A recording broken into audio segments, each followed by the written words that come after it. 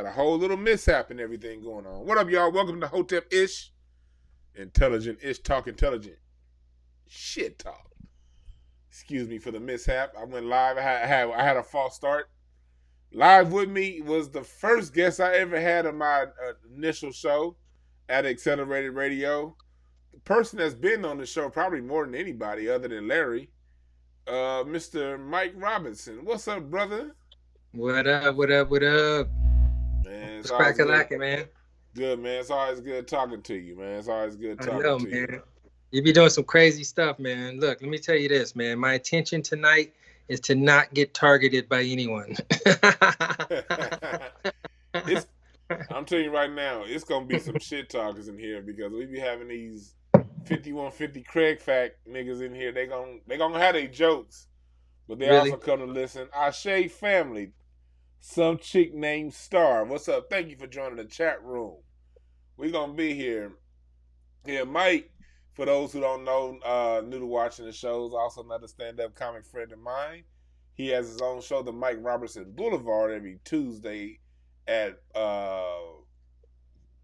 Poetess Studio, Morris Media. Yeah, Morris Media Studios. It comes out live on our YouTube page, but also I run it on my page, which is dying a slow death, and also Facebook, man. It's really where the biggest following is right now. Yeah.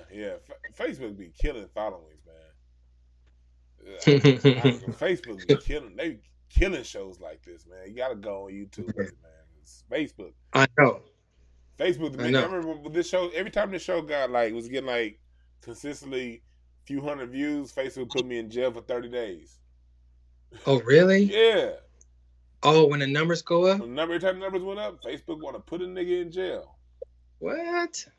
Yeah. Oh, okay. That's good to know. That means I must be doing clean content. Yeah, man. And for those who was watching last week, Mike, tell me you doing comedy before. You used to do comedy with Freeze Love. You were on the up. What store was you on? Yeah. Smoke? Yeah. I did. I was I started off at the Comedy Act Theater and the Comedy Store back in '92, of course. So me and Freeze met at the Comedy Store on his first night, and we had the same manager for a minute. Eddie Griffin ended up managing Freeze, but between the time of his first night and Eddie Griffin, we had the same manager, a cat named Theo Forsett. And Theo Forsett, interesting cat. Did you ever watch what was that show? What's Happening? Yeah. With Dee and Raj. Do you remember they had this dude that was supposed to be hard, Blood, Young Blood, or some dude that was hard that came trying to wreck hard shop? Niggas from the early '80s and late '70s. Yeah. Yeah. That dude, the actor, that dude was our manager, man. That's the true Hollywood story. Yeah, we used to clown that fool every night, damn near. And you was on which tour? Which West Coast tour was that you were on? You were on a few of them, but. Well, I was out on Up in Smoke, but I really was only out there for a few dates. Okay. I was on an Anger Management tour, Eminem's tour. I was on a full Mary J. Blige tour, and did some dates with the Dog Pound, stuff like that. True West Coast Mike Boogie. Yes, sir. Right. What's up, Charlotte? Hot in the chat room, New Ways. Thank you for joining us. We're gonna get right into it because we're not gonna be here all night tonight, but we will be here to talk about some shit that happened this week. It's been a very interesting week. We're gonna start off. Let's just get right into it. Let's start off talking about this. Let me pull this article up right here because some people tried to kidnap the governor of Michigan. Crazy. These white dudes. Look at this. 13 charged in plot to kidnap Michigan Governor Gretchen Whitmer. Basically, what happened was, I'm not going to read the article. This is on CNN.com. You guys can read it for yourself. Basically, what happened was, these dudes got together in a Facebook group and said, we're going to come together and we're going to kidnap the governor. The government saw this and they sent one of their agents into that Facebook group who then eventually went to the first meeting, and so they've been in on this shit since the whole time. Why in the hell would you plotting on getting the governor on Facebook? I don't know. Wait a minute, is that the story? Yeah, basically, that's it was a white supremacist group, and they basically were like, yeah, we don't like this bitch. We about to pick her up and smash her. And they got together on Facebook and put it together, as if the FBI ain't all over this motherfucker. Yeah, on everybody's page. But look, dude, the thing about them is, man, they don't look too bright. Them like hills have eyes type dudes. They don't. Matter of fact, I'm gonna pull up some of their pictures. Hold on. I got a black screen. Look at. Is it here? No, that ain't it. I'm on the wrong goddamn screen. Let me pull up some of their pictures. Here they are. Look at this one right here. You see on the screen? This one right. We got suspect number 1. He looks like his mama is his auntie. I can't see him. Well, the people see him. Put it up on YouTube and you'll be able to see. I got for those watching on YouTube and Facebook and shit. Oh, look yeah. Look at this motherfucker right here, man. He got the crossed eyes and everything. He look like he mixed with fucked and up. His name has to be Randy. That nigga sperm impregnated another sperm and shit. This one here looks like an OG Grandmaster from the Hells Angels. He looks like Eddie Monster grown up, like a fat grown ass Eddie Monster. Oh yeah, they got the same DNA ladder. And look at this shit, man. These dudes. Here's another one. This motherfucker right here. He look like every villain on Knight Rider. He looked like he done hurt. This motherfucker done fought the 18. He fought Miami Vice. Yeah. He fought Chips. This nigga fought Magnum PI. This nigga even fought New York Undercover. He looked like he don't have no fingerprints. And he got that shag too. Come on, man. Look at this motherfucker. He look like the kind of person that like you try to kidnap a governor and think you gonna get away with it. And think you could do it. And think you can do it. Oh, look at this one here. He looked like he was touched by all of his uncles and his dad. Was probably like surprised, man. Like, how did y'all figure it out? He looks like Bud Bundy from Married with Children, but he got less pussy. He didn't sell shoes either. He sold gloves. and look at his lips. White people there, they want to call us monkeys, but look at them lips. Like black people, we got full lips. Like his lips look like a mail slot. They got the full inside of the lip, like. And he look like one of them ethnic whites too. He probably with that black hair. Oh, look at this disaster. Shit. Yeah, that's his dad and his mother are definitely brothers and sisters. I mean, he third generation cousin fucker. Oh, deep with it. He looked like somebody. Yeah, he looked like he on welfare. They want to say black people be on welfare. Look, can this motherfucker hold a job? Look at him. How did he even get a gun license?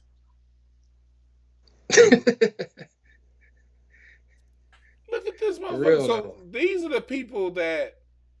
This is what I always say when black people be like, "Hey man, like, I'm gonna get into it a little bit later on. We're gonna talk about the Kamala Harris and Mike Pence debate."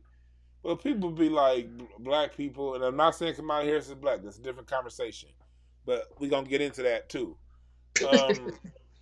But people was like, she was getting beat down and by Mike Pence, and she needs. But if black people or people of color speak up, they're gonna perceive us a certain way. For people that have that kind of mindset, that are worried about how people perceive us, this is the motherfucker that you're talking about right here. Him. They gonna perceive us? You worried about what this motherfucker think? For real? But yeah, man, it's just like it's just all that shit going on. And then I don't want to. I'll be remiss if I didn't bring up the pictures of the governor. Let's look at who they were trying to kidnap. This is who. Oh, I saw her. I saw her picture. Yeah. You see her picture? Let me hold on. I got this shit all locked. There Yeah, we I can't go. see none of what you're doing. Okay, here we go. This is who they trying to kidnap right here. You see this? You see her on the screen? She looks like Nope. this is the governor, Gretchen Whitmer. She looks like a Lifetime mistress, like them Lifetime movies. Like the dude be smashed, be cheating on his wife, and she be the one that be trying to cut his dick off. That's who she is. Dang. This is who they trying to kidnap right here. Why would you try to kidnap her? What you gonna do with her? Yeah, what you gonna do with her? Man, that'd be like making their life though, man. That's like, man, they feel like they're heroes, like they like,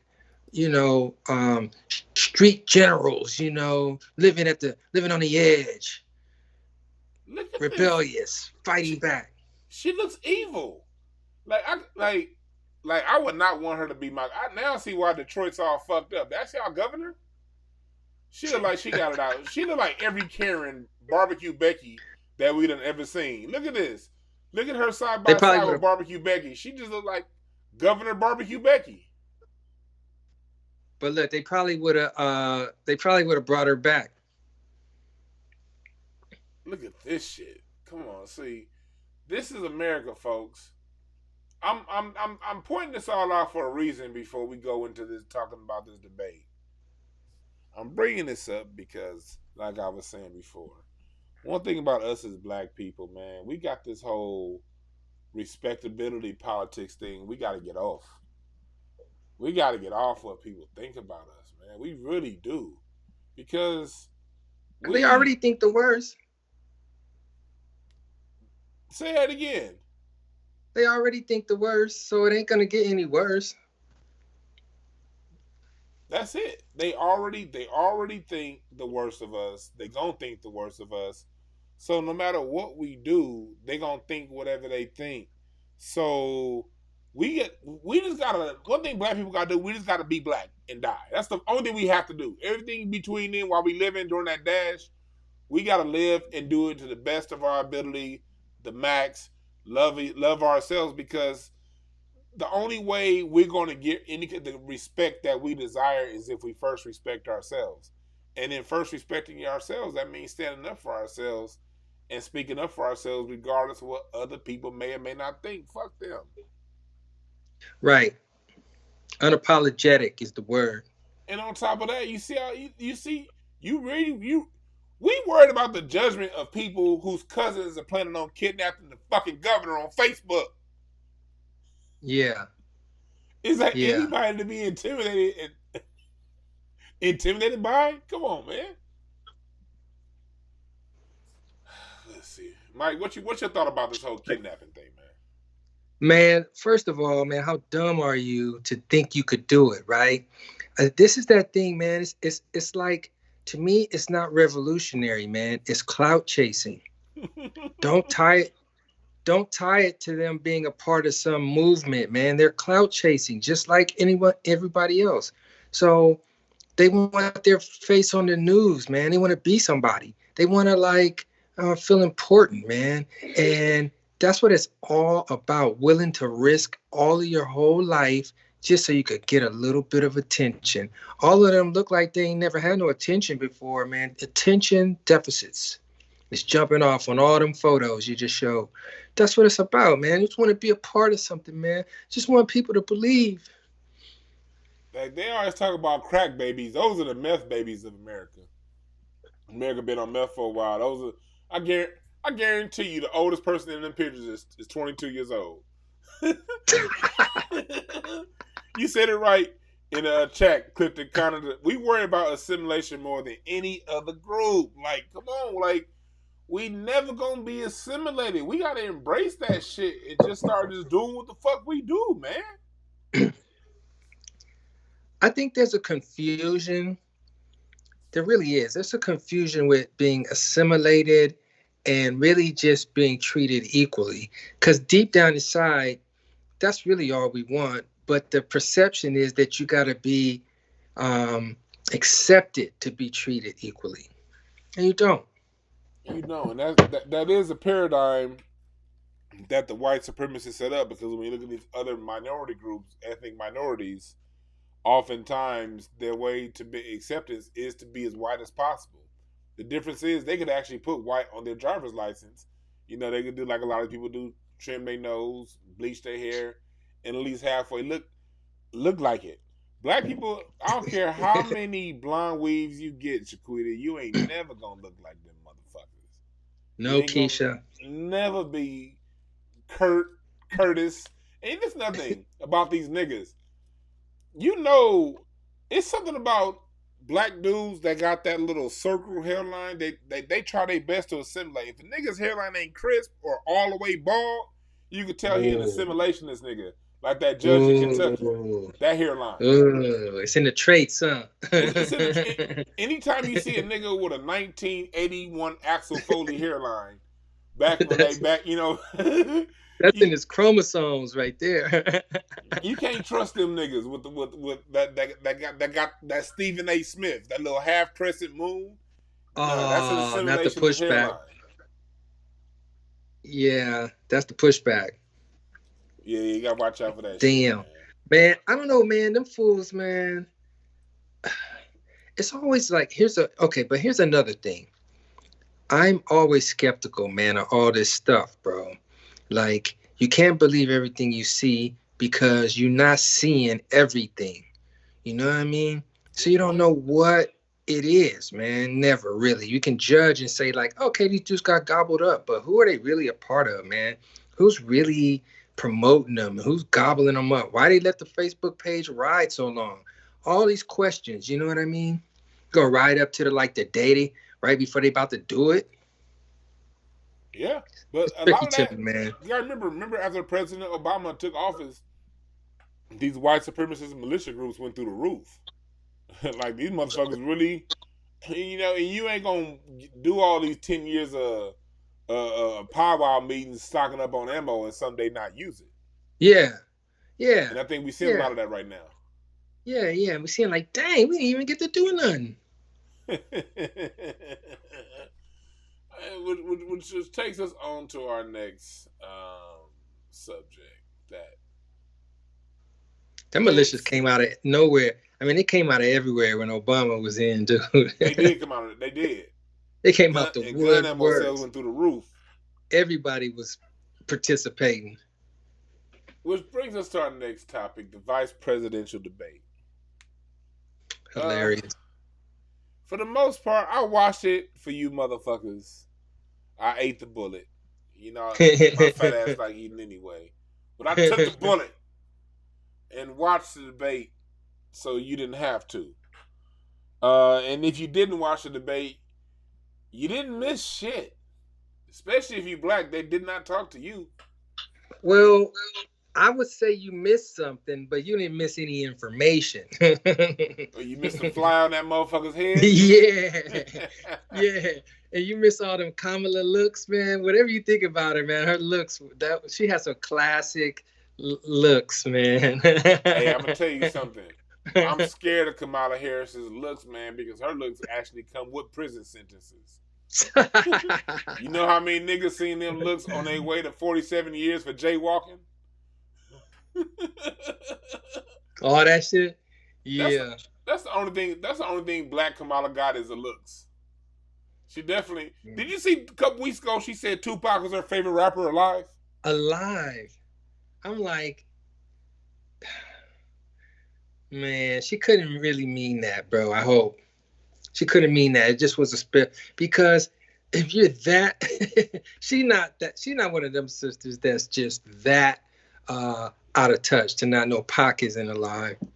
That would be a shame. Dude, just last year, she said, "What up, Fife?" As if the nigga was still alive. She 0 for 2 on dead rappers. Okay, now you're building. She was like, "What up, Fife?" Like, bitch. Now you building a pattern. Okay. That's a pattern. And here's the thing about Kamala Harris. Like I said before, you don't need to relate to me. Just show me some policy. You trying to connect with me on blackness because you ain't got nothing for us. So last night in the debate, Mike Pence showed how much of a racist he is, like as he's always been. This how cold. This is what people got to realize about how cold Mike Pence is, and about how like he don't give a fuck. Mike Pence, when he was governor of Indiana, basically signed a law that said it's cool to kill the cops if you feel threatened. Yeah. Okay. Yeah. Yes, he signed that. Right before he became vice president, he was like, yeah, if you feel these cops are fucking with you, now we all know who can get away with it. But yeah, he basically signed a law saying that the people can kill a cop and it's fine. And so that goes to show that when it's them, they really don't give a fuck about cops. They only care about cops when it comes to policing us. Yeah, because that's what they're here for. Exactly. That's their whole purpose. That's their whole purpose. And so you have him versus Kamala Harris, who was never part of the culture. You said it right in the chat room. Kamala Harris is somebody who, like I always say, look, is culturally disrespectful to assign someone a culture you perceive them to be based off their looks. It's very culturally disrespectful according to the rules of anthropology.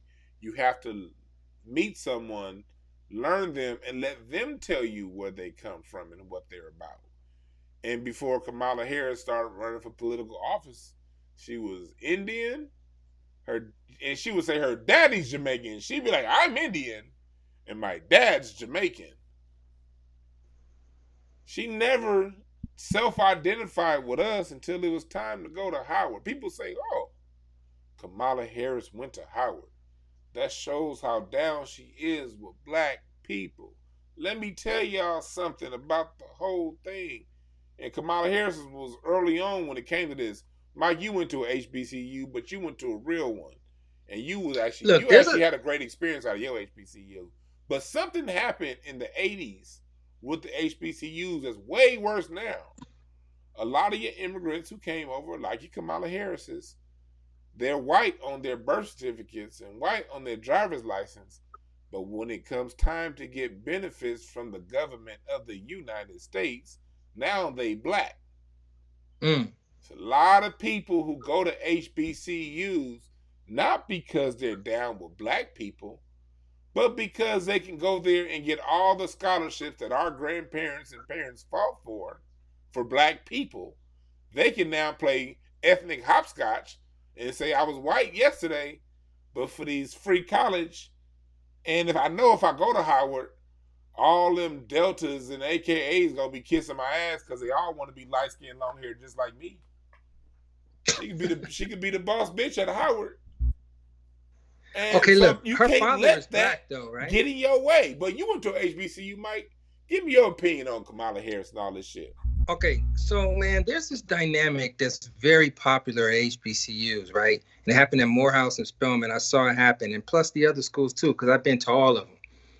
There's a lot of people like that, man, who grew up their whole life sheltered, and they don't be around no black people. They don't know any black people. They come there like all whatever, Oreo'd out and all that. There's a lot of them who come, man, and get converted, bro, and they learn like, oh man, I never knew, man. I never got turned on to this, man, and it's a trip, man. I seen it with my own eyes. There's people like her that I know plenty of them, but I don't go as far as you to say that they don't. They still had the same black experience that we all do in this country, man. Like not the on paper part, like what you're saying, but walking into a liquor store or getting in a cab or whatever. They don't know like your mom's is this and your daddy's that. It's like you get that experience. And I think that's what they learn at black schools, that we're all the same. They grew up their whole life thinking they're different. They're thinking they're not one of them. But when they get on that black campus, man, they realize that like, okay, I'm the one who needs to catch up. These motherfuckers got me beat. I got to catch up because I've been sleeping. I've been tripping. There's a lot of that going on. So I sympathize with her slightly because I know so many of those people, man. It's a trip. It's really a trip. And you wouldn't fuck with them. You wouldn't hang with her. She wouldn't be one of the ones where you'd be like, oh yeah, we're gonna chill or whatever. It wouldn't work like that because you would know, you know what I mean? But she's trying to get in where she could fit in, basically. See, look, I agree with you actually when you say that we all have the same experience. They all have a shared experience when they go through that environment. I agree with that.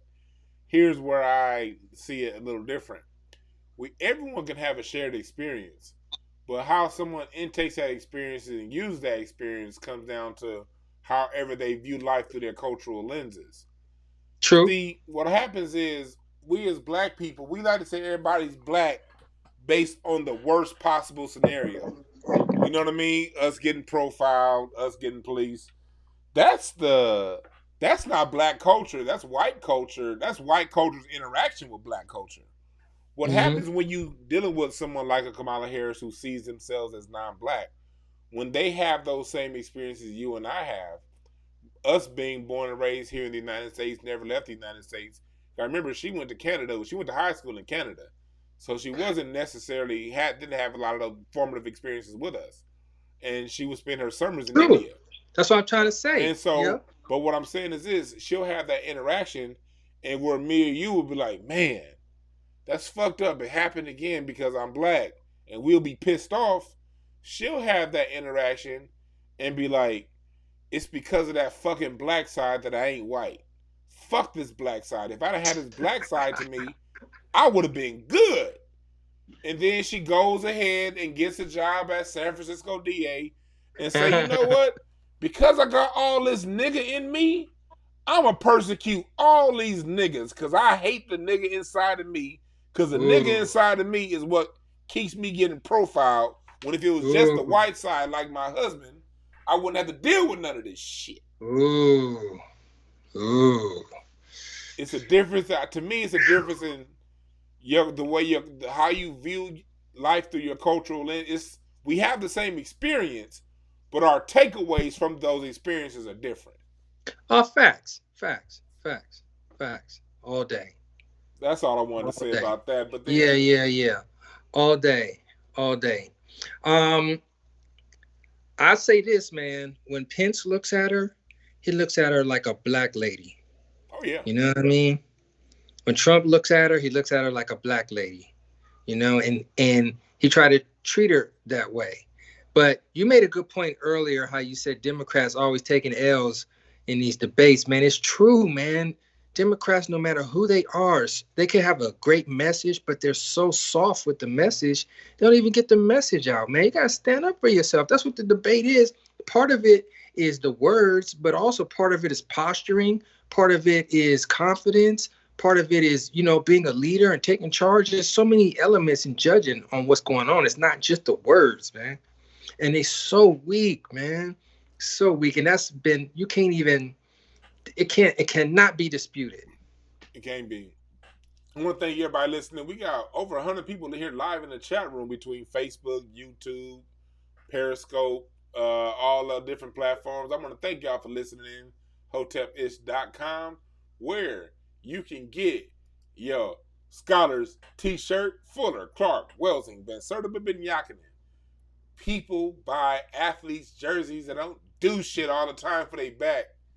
Support the scholars and put them on your chest. Show it out loud. These are the people who taught us. Get the shirt. Hotepish.com to get your Hotepish shirt. Buy it right now. Thank y'all for listening. Like, share, and subscribe. Thank everybody for being in the chat room. Adrian Taylor, what's up? Master Hotep, Charlotte Hot. Some chick named Star. Thank y'all for being in the chat room. Eric Witt, Clifton Connors.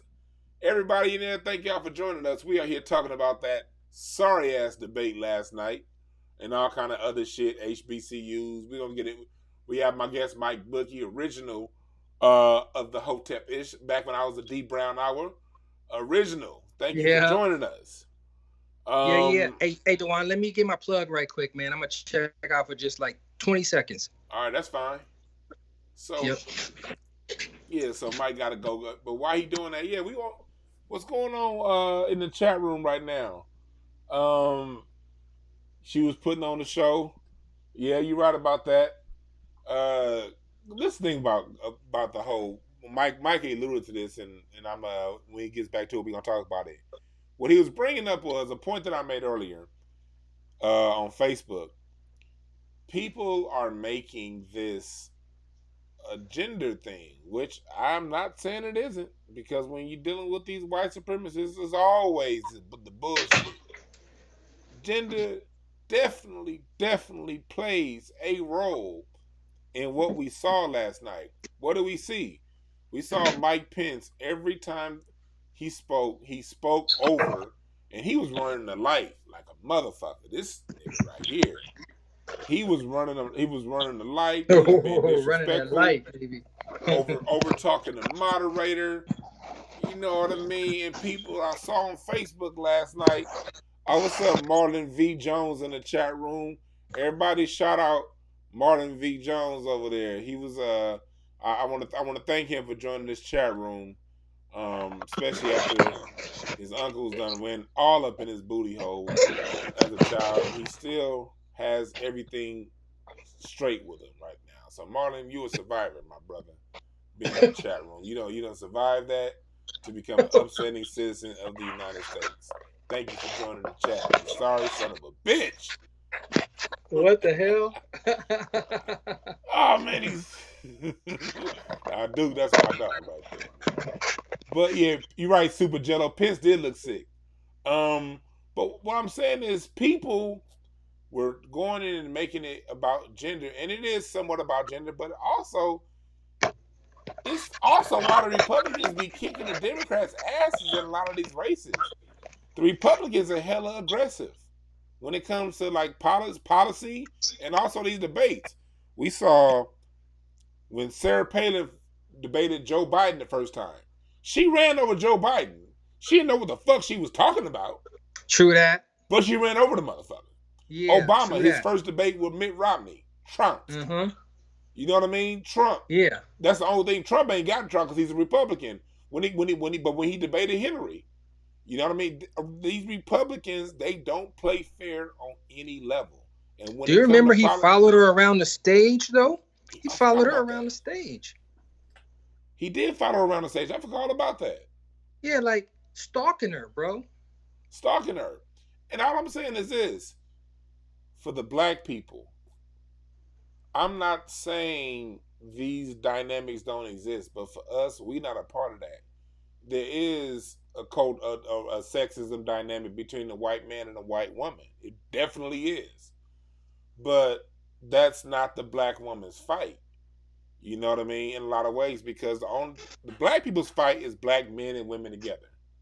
Black man, black woman, black children, all coming together and all being on the same page with everything, with whatever's going on. We can't allow them to come in and split us. And the reason why I bring that point up of black women being cautious about getting on white women's train when it comes to that shit, because when white women get the leadership, they do the same shit the white men do. Case in point, the Oprah Winfrey Network. Go up and pull up all them lawsuits and all that shit going on over there. Places 99.9% women, mostly white women, and they treating all the black women like hell. And the women who aren't at the top getting treated like shit. So I'm saying that to say, don't let everything, don't let these motherfuckers that have their own agenda hijack what we seeing with our own eyes and making it seem like it's something that it really ain't.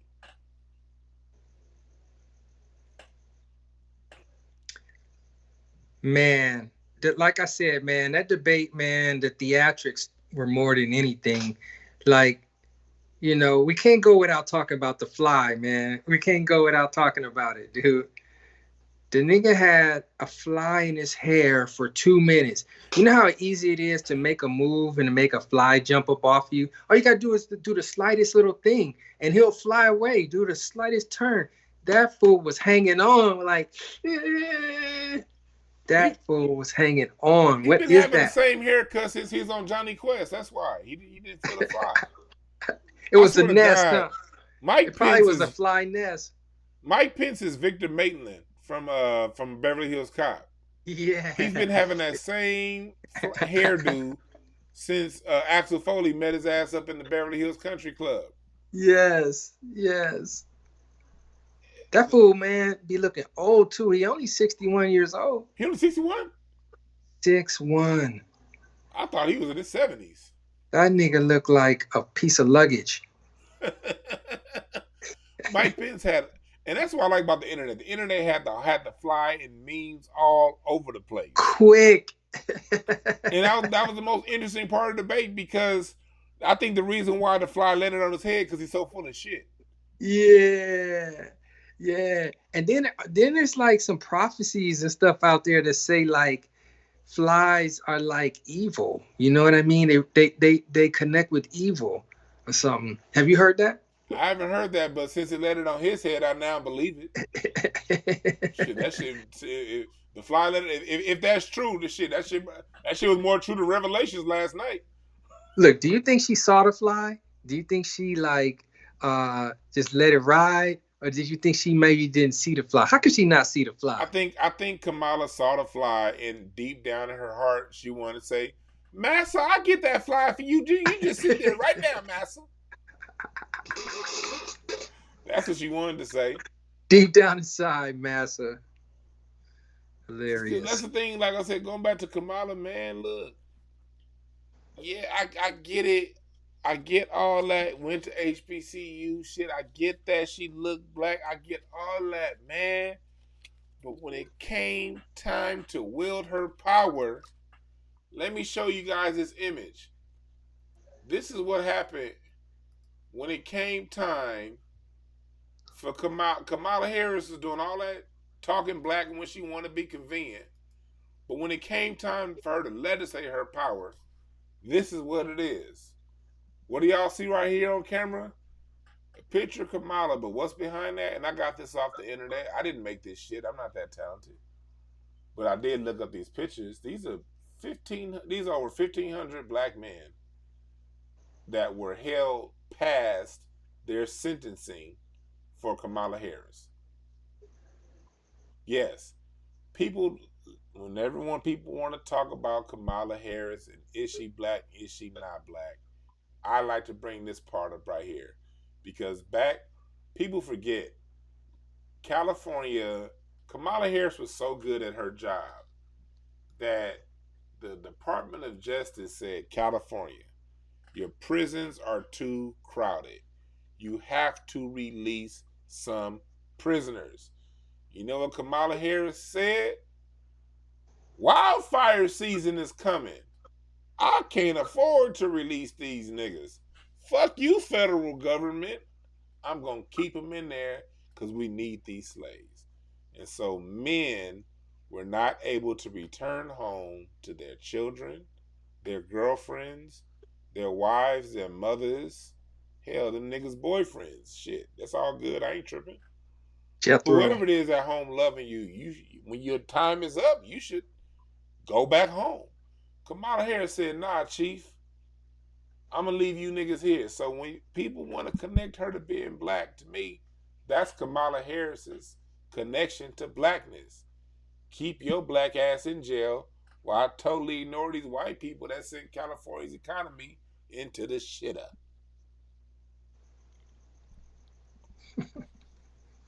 That's what happened. Quick little commercial break. We want to have Hotepish history.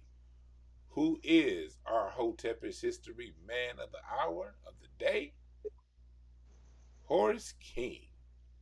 Horace King. Who's that? Horace King was born a slave. Chesterfield District of South Carolina. He ended up becoming a successful bridge architect and bridge builder in West Georgia, northern Alabama. This man has built bridges down there in the South that still stand today. He constructed the Russell County Courthouse in Alabama. This dude he was a genius. Unfortunately for him, he died in 1864.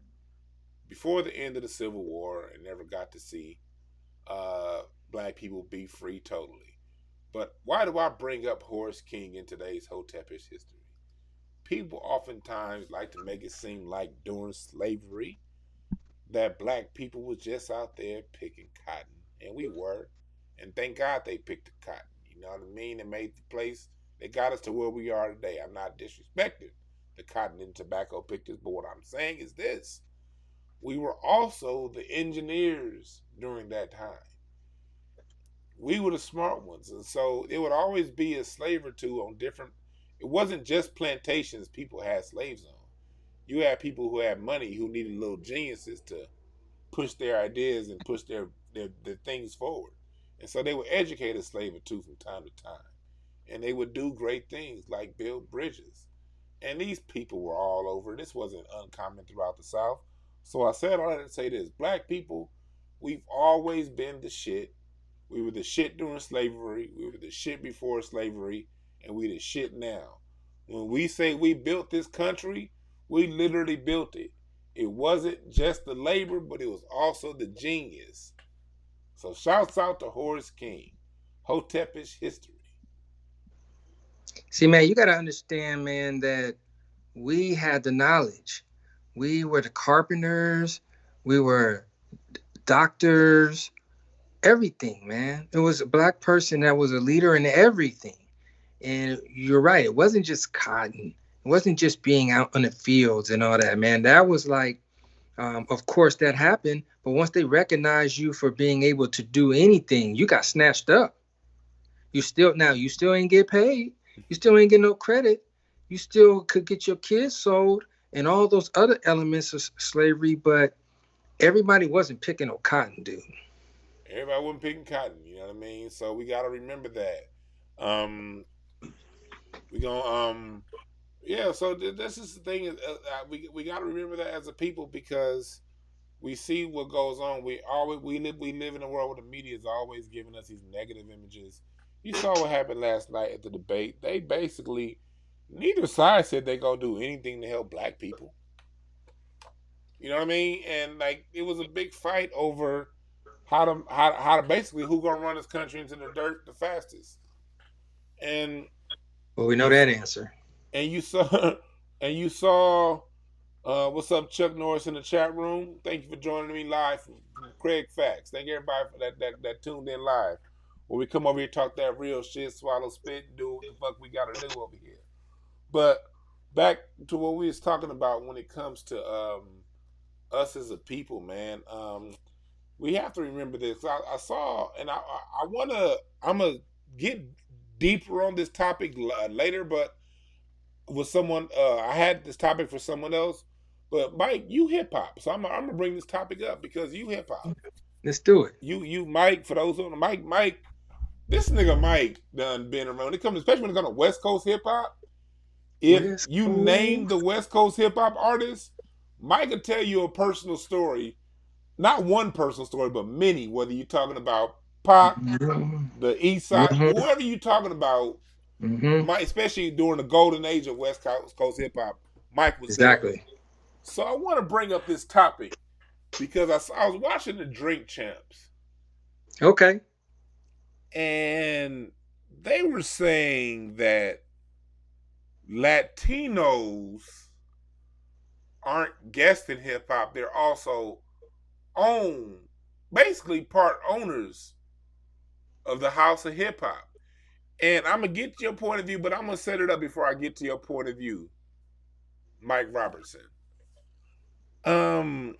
They were basically saying because of Crazy Legs, because of people who did some things in the early days of hip hop, that they're also part owners.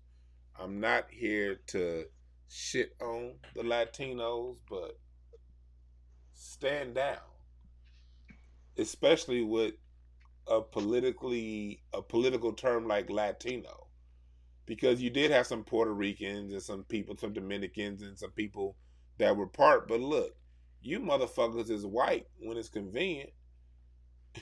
But then when it come time to some dope shit that black people that you was sitting on the sidelines and chilling in while we created, You now want to be black and say you part owner of this shit. And then you get other people from the Latin diaspora, Mexico, El Salvador, and other places, claiming to be part of it too. Look, first of all, let's start off with the term Latino. Latino, basically, all that means is lands conquered by the Spanish, giving Catholicism, and now you Latino because you happen to be somewhere that was conquered by the Spanish and given Catholicism as a religion.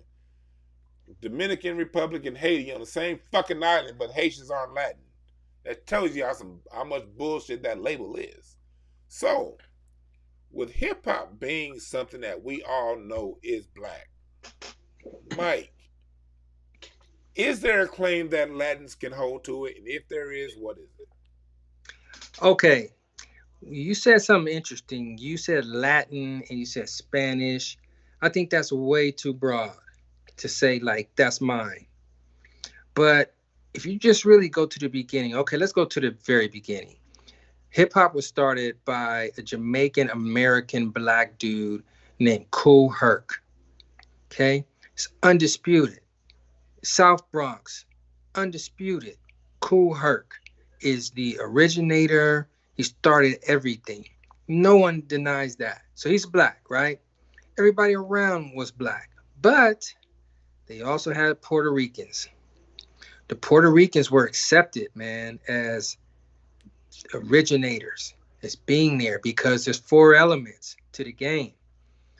There's DJing, there's rap, there's breakdancing, there's graffiti. 5. What's the 5th? What's the 5th? What I miss? Black consciousness. Remember, it was all a revolt. That party that Kool Herc threw was a revolt because of the conditions that they were in. They were shut out. No doubt about that. But that was not an element of the art form, of the culture. That's just a overall. That is like an umbrella over everything. I don't look at that like a separate. The revolution, the graffiti is revolution. The dancing was revolutionary. The music was all of it was expression. It was speaking up, right? And the thing that hip hop introduced, right, to our community and in our culture, right, that doesn't get its credit for, is that's the first time we got to say that I'm gonna say whatever I want.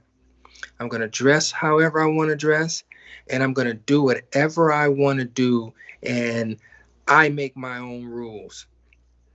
Hip hop did that, man. In our community, we didn't move like that.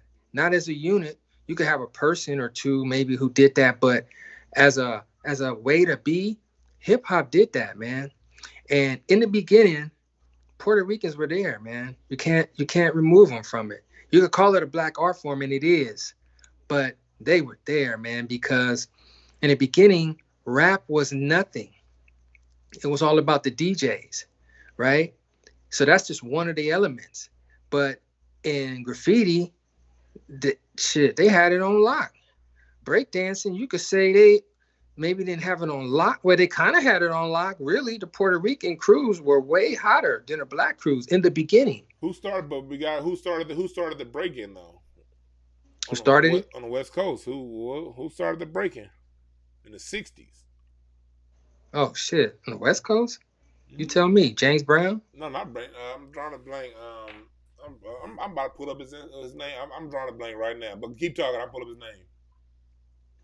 Go ahead. Okay, because see, West Coast was pop locking. Yeah. We killed the game in pop locking. We had it on lock. But breaking, what we know is breaking, that's a New York art form. East Coast thing, yeah. You're right. My bad. I'm my dyslexia jumping in again. Go ahead. Yeah, it's all New York. So being that music DJing was only one of the 4 elements, you can't discount the graffiti and you can't discount the breaking. That's true elements. So if you're original Puerto Rican from South Bronx, or probably I'll give you any of the boroughs, man, you could claim your participation in it, man. Proudly, I think. But when you start to spill it out and say Hispanics in Miami and LA and wherever else, Illinois and Mexico, and just start taking it to these other places, man, you can't really use it like that because It's not that. They're not with the original situation. And when you look at the early Puerto Ricans to New York, not say early Puerto Ricans before 1980, before they just, but when you looking at, it was a different mindset. When it comes down to the struggle, they were.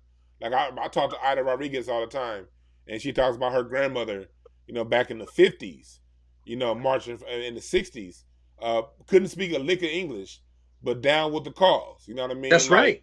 Like That's right. fucking send me back to Puerto Rico. I don't give a fuck. I'm a fight. So when we talking about that class of Puerto Rican, we talking about different class than what we see right now, who want to claim, who want to claim white when it's convenient, and they're only brown when it comes time to get civil rights benefits. We talking about two different classes of people. That's right. Well, you also got to think about Puerto Rico, man. If you go to Puerto Rico, man, it's black. Yeah, very. Shit is like, yeah, it's mainly black. And then they have like they have their skin color differences and build in some class type shit and all that. But man, if you think about people in the United States from Puerto Rico in the 70s, late 70s, early 70s, man, they were down with black people, man. They got into our culture, man, and they kept their own cultural stuff because they had their own culture and their language and everything and their traditions. But really, man, they got down with the black community, especially in New York. Yeah, there was a time that was a thing. You know what I mean? But here's how I look at it when it comes to hip hop. Here's the reason why no other group can claim hip hop. Because I think oftentimes this is the mistake hip hop makes. Hip hop likes to bring everything to that one party in New York in 1971. And it's not one party though. Don't put it like it's one party. It started off one day. That shit went on for like 2 years before niggas started. I know when I heard, but it's not just one party. I know I'm talking about. When I say one party, I remember hearing listening to Kool Herc talk about it. He was like, everybody had to claim that they was there. He was like, nigga, it was less than 50 people in that motherfucker, and it grew. No, true. But I'm saying he did that for years. Yeah, it grew. It went on for a couple years. But what I'm saying is this: we'd like to take it back to that when. Oh yeah. That was, I could say, the first promotion. That was the first time everything was sort of codified and sort of put into one program. But when it comes to hip hop, the music, when we think hip hop, we think the music. We think rap. And rap is some old shit. Oh, true. Rap has been recorded since the 20s. And so rap has been around. When it comes to the elements of hip hop, when it comes to graffiti, when it comes to dance, that's all old school Black American culture too. True. When it comes, very true.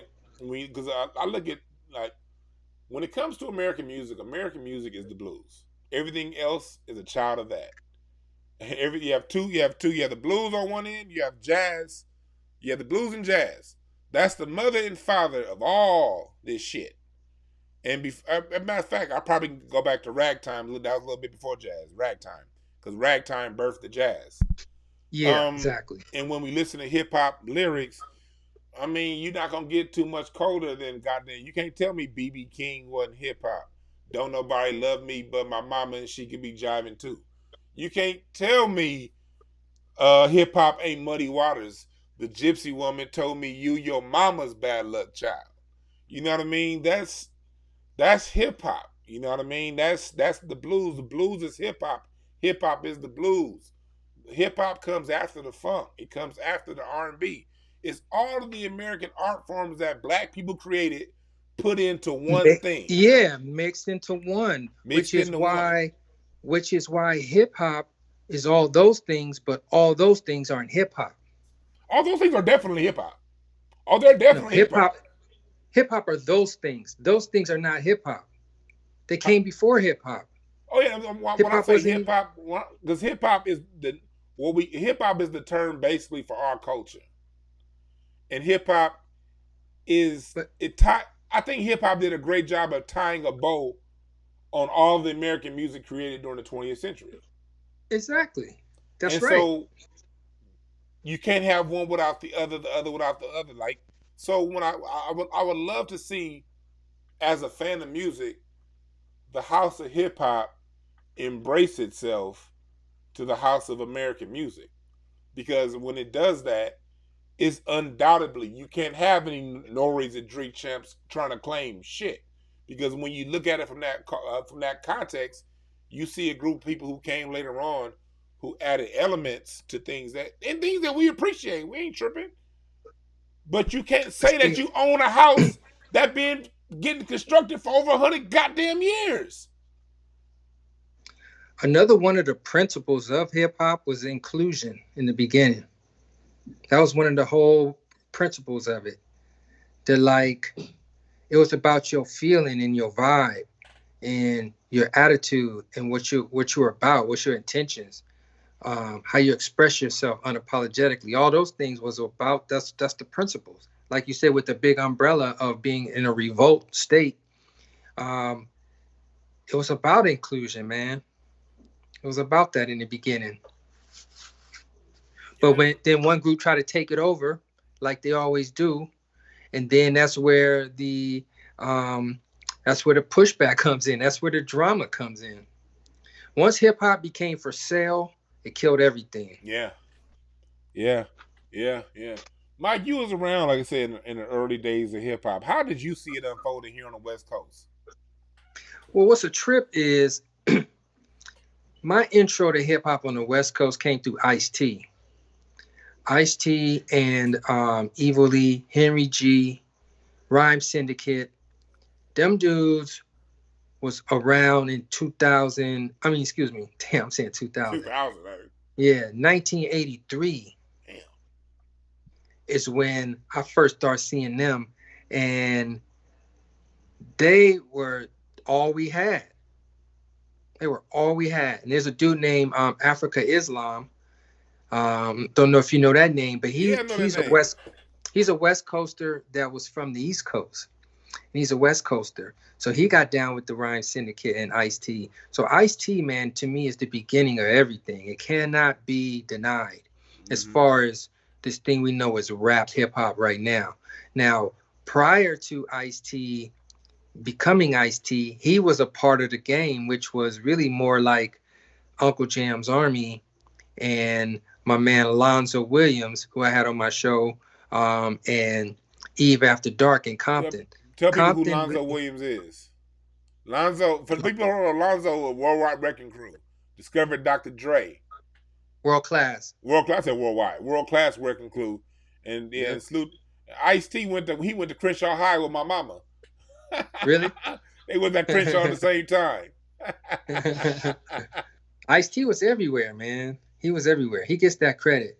But Lonzo, the thing about Lonzo, man, he doesn't get enough credit. He doesn't. Because really, before Uncle Jam's Army and all that cracked off, he had Compton cracking, where no one else would go to Compton because it was too rowdy. There was too many gangsters out there, too many gangbangers. And his spots, Dudo, Skateland USA, Eve After Dark, man, that was all, you had to be a tough guy to even show up in that mug. You know what I mean? And he had all those spots.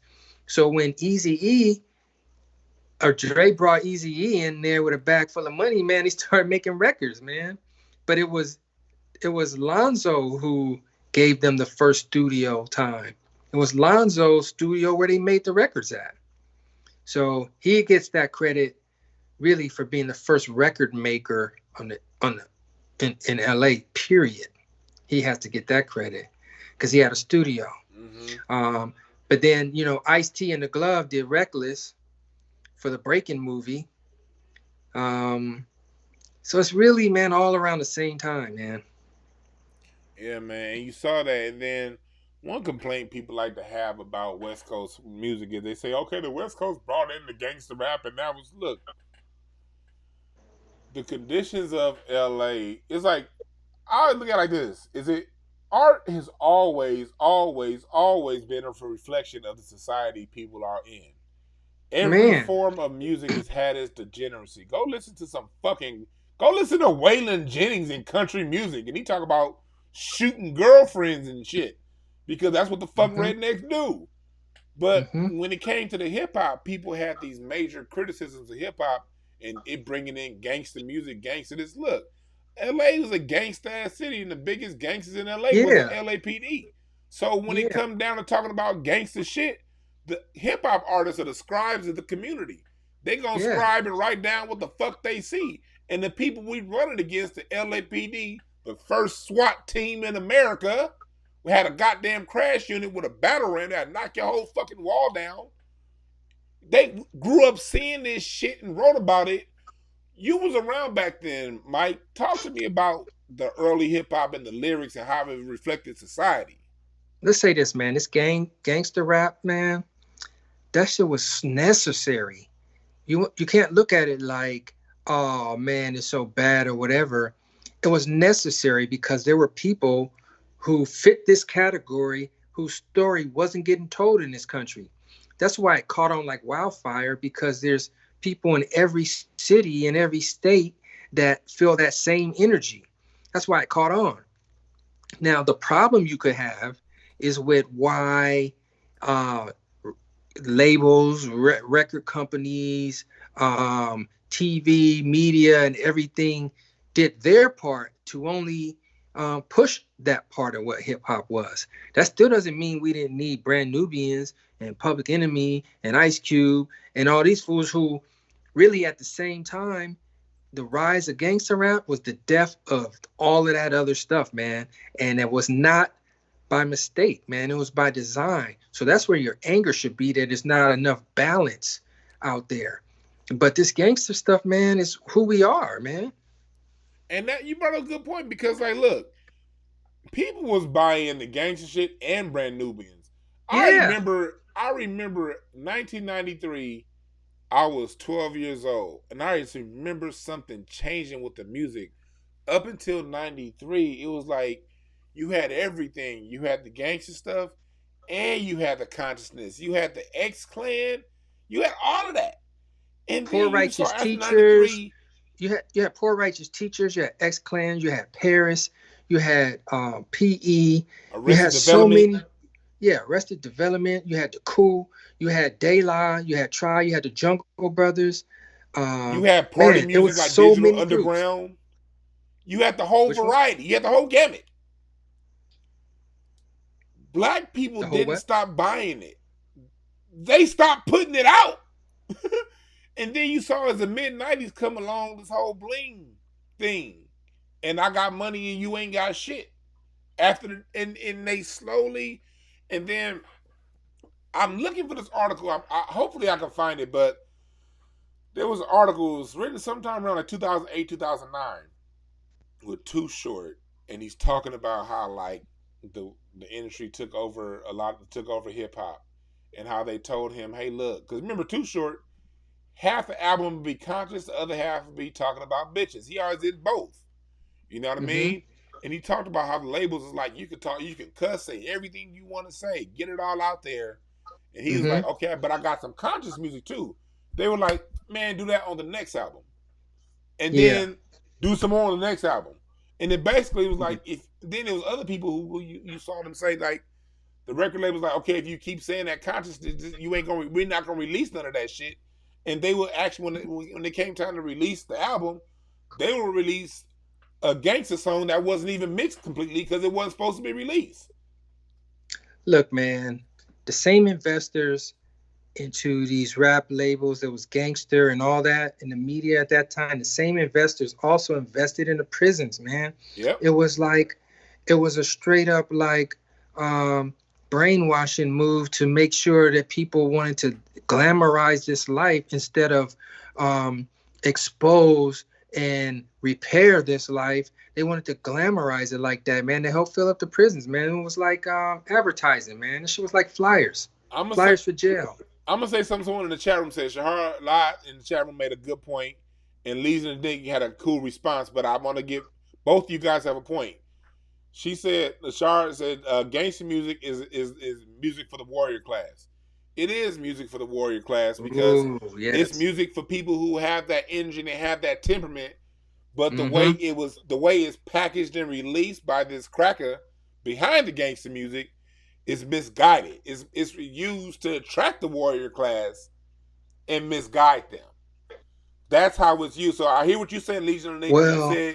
Legion of Nick said gangster music is not warrior. It is warrior music, but the way the labels use it And the way they release it and the way they package it is meant to basically misguide the warrior. But go ahead, Mike. I think I slightly agree with both of them, except that it's not designed to attract the warriors. They're already there. It's designed to attract the ones who are not warriors. You want to destroy their lives. You want to make them think they're a part of it. You want to take away their aspirations and their other goals they might have had for themselves. It's to attract them, man. They never thought that the little white boys was going to be on it like they were. They never thought that. They never didn't see that part coming. Mm-hmm. That's a good point. You're right about that. You listen to Hotepish live. Thank y'all for joining the chat room. We have over 100 people here in the chat room. Hit the like button, share, subscribe. We talking about hip hop with Mike Robertson, a man who was around from the early days of West Coast hip hop, knows everybody in the game, can tell you the stories firsthand, and we talking about hip hop and its impact on Black America and on America in general, not just Black, on just America in general. But go ahead, Mike. You have something to say? Yeah, let me say something else about like the Hispanics in LA, right? Because when you talk about the beginning of hip hop here, hip hop like as we know it now, with rapping, DJing, breaking, and graffiti being the elements, right? Bro, the first club was the Radiotron over there in MacArthur Park. Dude, everybody was there. Black, Mexican, white, couple whites, but really black and Mexican. There was a place I used to go to in Lenox, man, when I was way too young to be there, called The Cave. Right there on La Brea and Lenox, man. I'm talking, you want to talk about a grimy spot, a seedy spot, man? I don't even know what made me even think I could go in there, bro. But I used to go in The Cave, man. It was all Mexican. And it was straight hip hop. So they've been around as far as LA. When we jumped on it, man, they kind of jumped on it in their own scene. But in LA, we kept it separate, where we didn't necessarily like party together and, you know, all that. It took them a lot of years. But in the beginning, they jumped on it here too, man. And they for LA, though. They've always been on the sound, and they still on the sound, and that's why I say, and salute to them. And like when you listening to people from the East Coast, like Chuck D and them talk, a lot of early hip hop was tied in with rock and roll, because with heavy metal, I mean, because heavy metal was an outside music, hip hop was an outside music, so together they converge. True. But just because I invite you to the party and just because we have a drink and have a good time don't mean you own this motherfucking house. You know what I mean? Yeah, don't mean it's your party. Right. I'm saying, just have a respect. Just say, hey, we were here for the party. Then, yeah, you are. That's like cool. But if you go from here to the party to owning the motherfucker, now I got a problem. You know what I mean? Yeah. And here's the reason why I'm doing this episode and shows like this. We as Black Americans, we've been told that we don't have culture. We've been told that we lost our culture. We've been told our culture somewhere back in Africa, and that we should just assimilate and be okay with the mistreatment that's out there. And no, we are at a point right now to where we're remembering our culture and we're defining our culture. And Black society is developing sharp elbows to where we've been so used. And if we're tying the whole show back in together from where we started. Where did we start? On assimilation.